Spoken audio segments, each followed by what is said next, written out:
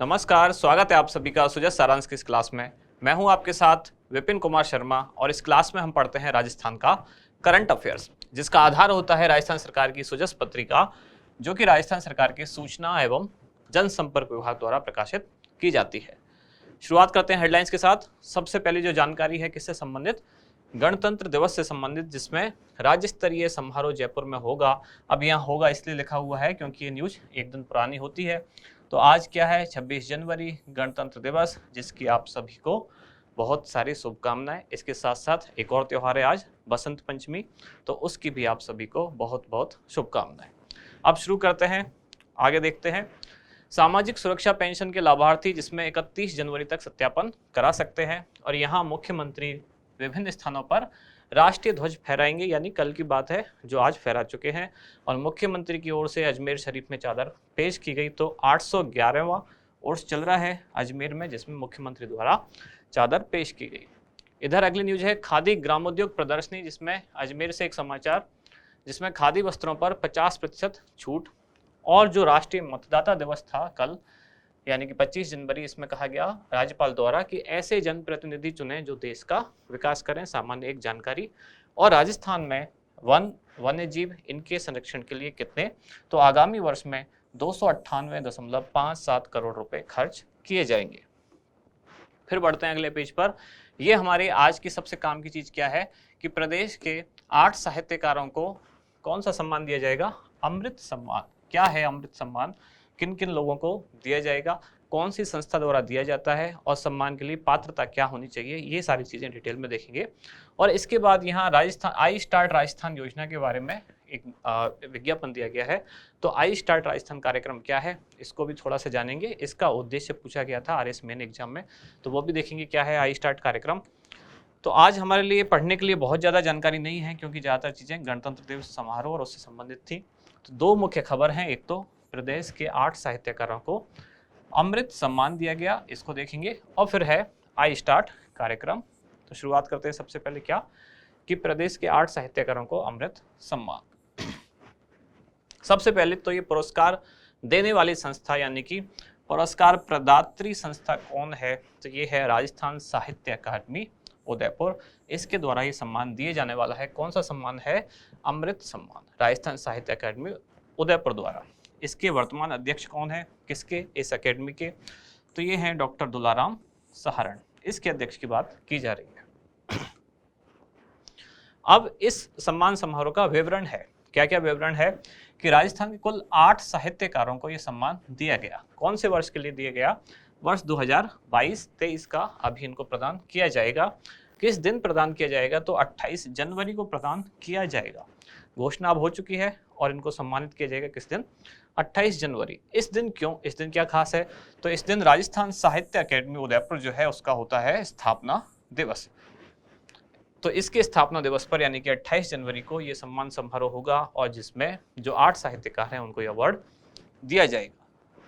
पात्रता क्या होनी चाहिए, यानी कि अमृत पुरस्कार किनको दिया जाएगा, कौन से साहित्यकारों को दिया जाएगा, तो ये उनको दिया जाएगा जिनकी आयु 75 वर्ष या उससे अधिक है, और जिनको इस अकेडमी द्वारा, यानी कि राजस्थान साहित्य अकादमी द्वारा, इससे पूर्व कोई भी सम्मान या पुरस्कार प्राप्त नहीं हुआ है।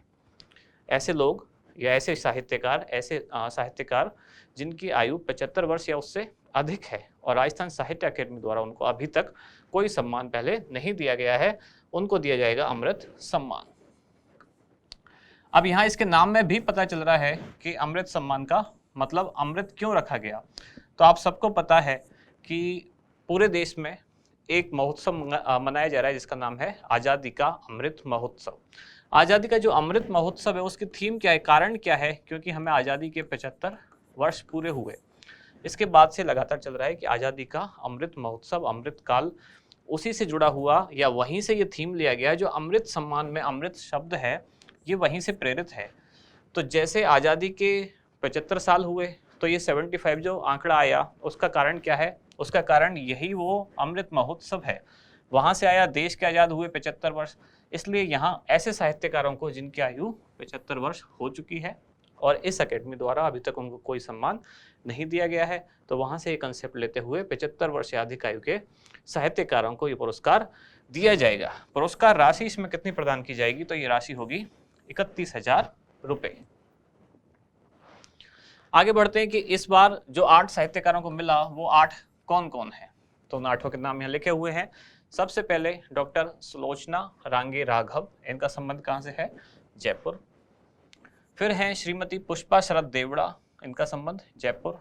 फिर हैं डॉक्टर कल्याण प्रसाद वर्मा, इनका संबंध भी जयपुर, यानी कि 3 लोग हो गए जयपुर से। फिर चौथे हैं श्री ग्यारसी लाल सेन, कहाँ से, झालावाड़। फिर 5वें हैं श्री लक्ष्मी नारायण रंगा, कहाँ से, बीकानेर। फिर छठे हैं श्री सरल विशारद, कहाँ से, बीकानेर, यानी बीकानेर से हो गए 2। फिर 7वें हैं श्री शिव कुमार मधुप, कहाँ से, चूरू। और 8वीं श्रीमती भारती भावसार, कहाँ से, बांसवाड़ा।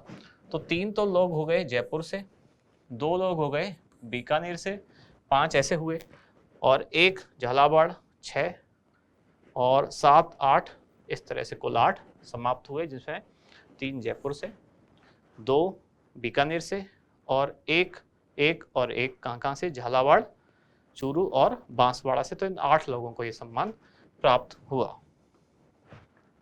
इसके बाद जो अगला हमारा टॉपिक है वो क्या है, आई स्टार्ट कार्यक्रम। तो सबसे पहले जो ऑब्जेक्टिव एग्जाम में पूछे जाने वाली चीज़ है कि कौन से विभाग द्वारा संचालित है, तो ये है सूचना प्रौद्योगिकी एवं संचार विभाग द्वारा। इसी विभाग द्वारा राजस्थान डिजी फेस्ट का भी आयोजन किया गया था, कहाँ, जयपुर के बिड़ला ऑडिटोरियम में। और इसी विभाग द्वारा जोधपुर में भी डिजी फेस्ट या जॉब फेयर नाम से ये आयोजन किया गया, जिसका नाम रखा गया जोधपुर डिजी फेस्ट या राजस्थान डिजी फेस्ट जॉब फेयर जोधपुर। अब यहाँ भी आई स्टार्ट कार्यक्रम की भी जो शुरुआत है या जो संचालन है किसके द्वारा किया जाता है, सूचना प्रौद्योगिकी एवं संचार विभाग द्वारा। उद्देश्य क्या है, नाम में पता चल रहा है आई स्टार्ट, यानी कि मैं कुछ शुरू करने वाला हूँ। इसका मतलब क्या हुआ कि ऐसे उद्यमी जो नया कुछ उद्यम शुरू करने वाले हैं, यानी कि नए उद्यम को क्या बोला जा रहा है, स्टार्टअप। तो नया कुछ स्टार्ट करने वाले हैं जिसमें आइडिया भी उनका नया हो।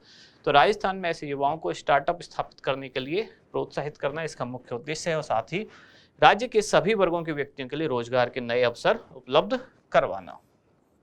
रोजगार के अवसर तो अपने आप आ जाएंगे अगर स्टार्टअप शुरू होता है।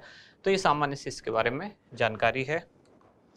लास्ट में हमारा अभ्यास प्रश्न क्या है कि हाल ही में श्री शिव कुमार शर्मा मधुप को राजस्थान साहित्य अकादमी का अमृत सम्मान प्रदान किया गया, तो इनका संबंध किस जिले से है, जयपुर, बीकानेर, चूरू या झालावाड़। तो इनका उत्तर तो आप बता ही देंगे, लेकिन मैं चाहता हूँ इनके अलावा जो बाकी 7 लोग भी हैं सबके आप जिले भी याद रखें, उनका नाम याद रखें, क्योंकि अभी ये नया दिया गया है। तो हो सकता है आगामी किसी परीक्षा में पूछा जाए कि अमृत सम्मान किनको दिया गया, कौन सी संस्था द्वारा दिया जाता है, और कौन सा जो पुरस्कार प्राप्त करता है उनका संबंध किस जिले से है। तो ये सारी जानकारी आप जरूर याद रखें। तो यहाँ समाप्त होती है आज की क्लास। अब मिलते हैं कल अगली न्यूज़ के साथ अगली क्लास में। धन्यवाद।